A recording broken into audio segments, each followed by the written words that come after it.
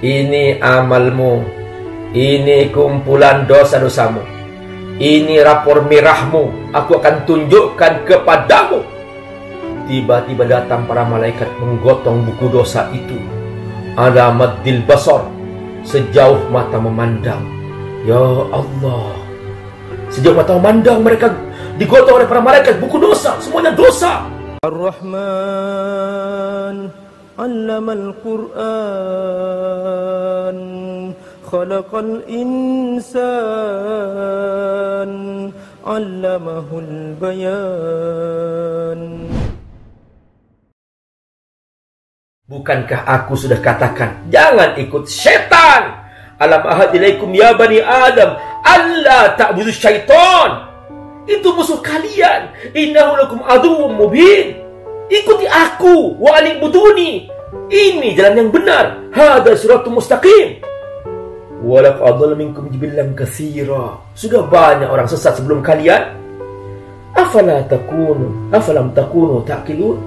Kenapa engkau tidak berfikir? Aku sudah beri akal kalian, kenapa gak berfikir? Ya sudahlah, sudah terlambat sekarang untuk berfikir, sudah terlambat sekarang untuk dengan akal. Ini neraka untukmu. Hadihi jahannamul lati kuntum tu'adun. Silahkan kau masuk ke dalamnya, karena ini memang kalian yang milih. Islauhal yauma bima kuntum takfurun. Karena kalian kafir kan? Ya sudah. Oh, boleh gak aku berbohong? Aku masih bisa bicara. Kata Allah, ini amalmu, ini kumpulan dosa-dosamu, ini rapor merahmu, aku akan tunjukkan kepadamu. Tiba-tiba datang para malaikat menggotong buku dosa itu. Ala maddil basar, sejauh mata memandang. Ya Allah, sejauh mata memandang mereka digotong oleh para malaikat, buku dosa, semuanya dosa. Orang ini berkata, ya Allah, ini bohong buku ini. Ini buku hoax ya Allah. Ini bukan buku amalku. Buku amalku bersih, kata dia dengan mulutnya. Aku panggil malaikat, kata Allah. Hei malaikat, ya, benar kau tulis ini? Benar. Kau tambah ini? Tidak. Kau kurangi? Tidak. Ini benar. Catatan dia. Ini benar. Dosa-dosa dia. Tuh kan, kata Allah. Malaikatku berkata, yang mencatat dia tidak menambah, tidak mengurangi. Ini amalmu, ini dosamu. Kata Allah, enggak ya Allah, aku tidak percaya malaikatmu. Kamu ingin saksi siapa? La uridu dan nafsi. Aku tidak mau saksi kecuali diriku sendiri. Oke, kata Allah. Sekarang aku tutup mulut kamu. Maka tiba-tiba mulutnya tertutup. Aku buat tangannya berbicara, kakinya bersaksi, persis sama seperti isi kitab dosa itu. Al-yawma nakhtimu ala afwahihim wa tukallimuna aydihim wa tashhadu arjuluhum bima kanu yaksibun. Itulah dia pemandangan yang paling menakutkan. Tiba-tiba mulutnya suka berbohong, suka berdusta, suka ngeles, itu Allah tutup. Ya, di dunia sering kan? Jadi kata-kata pertama begini. Begitu ketahuan ternyata apa? Berubah lagi kata-katanya. Ngeles kan? Di akhirat tidak. Tangannya bersaksi, kakinya bersaksi. Al-yawma nakhtimu ala afwahihim wa tukallimuna aydihim wa tashhadu arjuluhum bima kanu yaksibun. Teman-teman rahimakumullah. Ini kalau dilanjutkan ngeri-ngeri.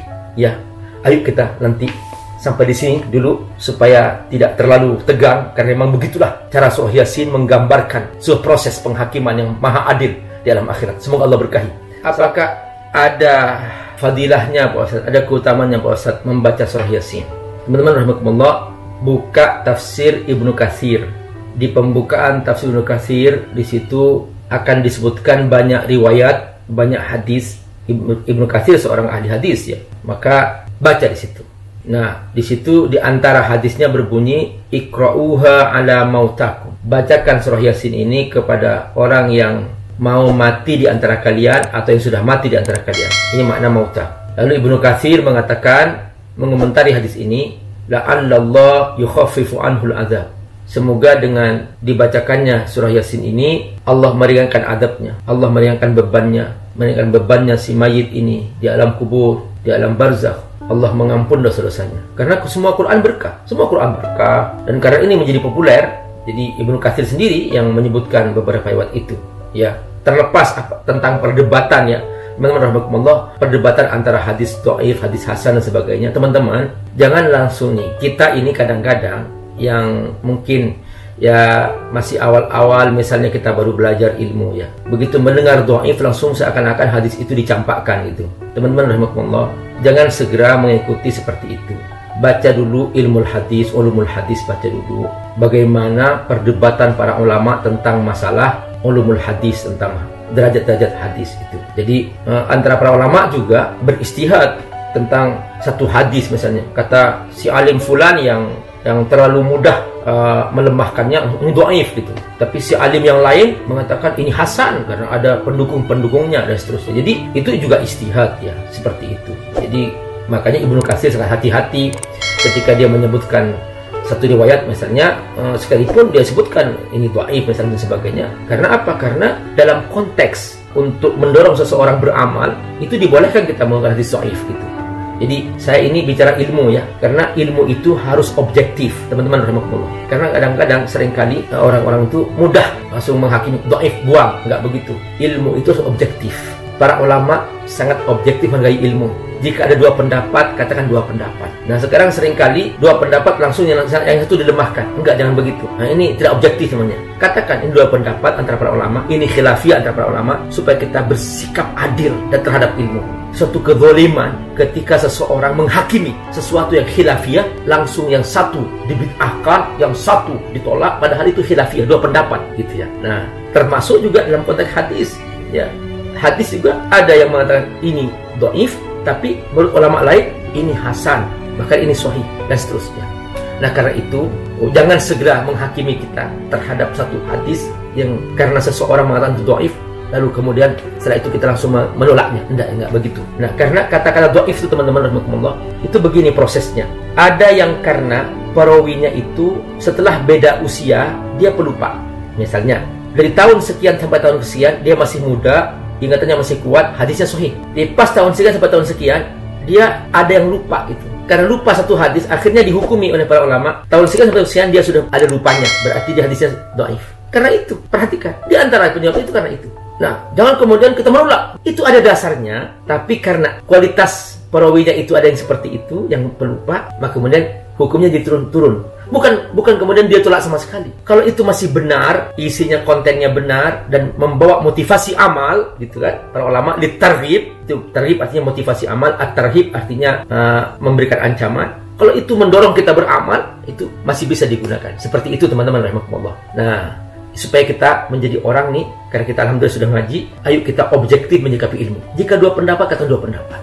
Jika tiga pendapat, katakan tiga pendapat. Jangan kemudian ini paling benar, ini salah. Bukan begitu, bukan hitam putih ya. Nah, makanya para ulama sangat cerdas dalam memberi ilmu, yaitu bahwa dalam ilmu itu ada wilayah usul yang tidak boleh beda pendapat, ada wilayah furu' yang di situ berbeda pendapat terjadi. Untuk urusan furu', kata para ulama, tidak boleh saling mengingkari.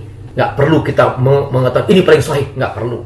Karena itu masalah khilafiyah. Karena yang khilafiyah itu antara para ulama. Misalnya 2 rakaat subuh ini usul. Semua mazhab sepakat sama. Salat subuh 2 rakaat. 4 rakaat duhur semua sepakat. Nggak ada perbedaan pendapat, ini usul. Tapi ada perbedaan pendapat, itu seperti kunut subuh. Itu khilafiyah. Maka jangan kemudian mengatakan bahwa yang kunut subuh bid'ah. Nah kalau sudah bid'ah kan berarti kan sudah nggak sah sholatnya. Artinya sudah batal, sudah masuk neraka. Begitu, itu kalau sudah bid'ah. Nah makanya kita nggak perlu mengatakan itu. Itu khilafiyah, selesai. Yang sholat subuh, yang kunut sah sholat subuhnya. Yang tidak kunut sah sholat subuhnya. Yang nggak sah nggak sholat subuh. Selesai. Seperti itu kita cara menghakimi satu proses yang terjadi. Assalamualaikum warahmatullahi wabarakatuh. Sahabat kurniakumullah, Abi Amir sekarang sedang di proses pembangunan masjid ya, kami di lokasi. Nah ini bagian basement, ini bagian basementnya. Nanti ada lantai 2-nya, langsung ke pelataran masjidnya. Nah ini membutuhkan, karena ini diperkirakan memuat sampai 4.000 santri, 4.000 jemaah. Jadi insya Allah cukup besar biayanya. Sahabat kurniakumullah, teruskan berinfak, berbagi untuk pembangunan masjid Fat Al-Hakim di pesantren Fat Darut Tafsir. Dan mudah-mudahan semua yang Bapak Ibu infakkan, sedekahkan, wakafkan, Allah akan ganti 700 kali lipat seperti Allah janjikan. Man bana masjidan faqad bana baitan fil jannah Siapa yang membangun masjid, maka dia telah membangun rumah di surga.